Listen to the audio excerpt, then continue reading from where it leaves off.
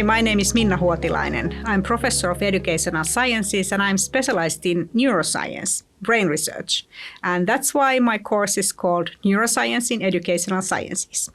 The skills and the knowledge that I'm trying to deliver to the students, of course, is related to education and the role of neuroscience in educational sciences. So it means that it's not general neuroscience knowledge, but it's actually very specific to education. What should educators know about neuroscience?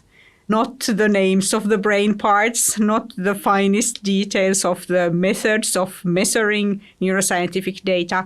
What they should know is information that is applicable to their work, so something that they will need as future educators. How do I choose the teaching and learning methods in my course? I try to make the students active. So I only have 1 or 2 lectures, and I don't think the students will remember everything I say in the lectures. I don't think it's the purpose of the lectures. What I try to do in the lectures is to ignite some kind of ideas for the students, why this is important, why this is relevant for education.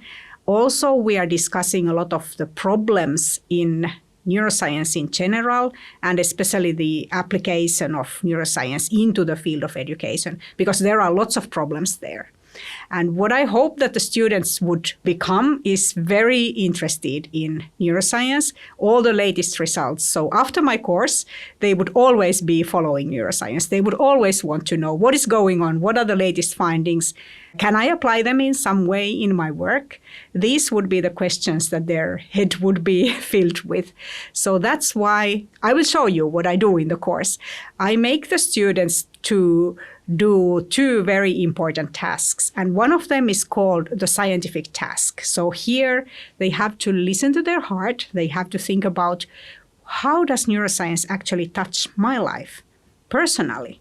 Am I suffering from problems with learning, problems with physical activity, or maybe issues related to diurnal rhythm, or whatever it is that they find relevant to their daily lives and their personal lives? Or maybe it's something related to a very specific learning problem. Maybe they have a brother who is dyslexic or whatever, so it could be something very personal. And that makes them dive deep into this topic and read scientific literature. It's hard, but they will do it because this is a topic that they are especially interested in. And another task that they will do, let me show you. This is related to outreach. So who are the people working in the field of education, and what should they know about neuroscience, and what would be the best method to reach them? These are the types of questions that they will have to think about.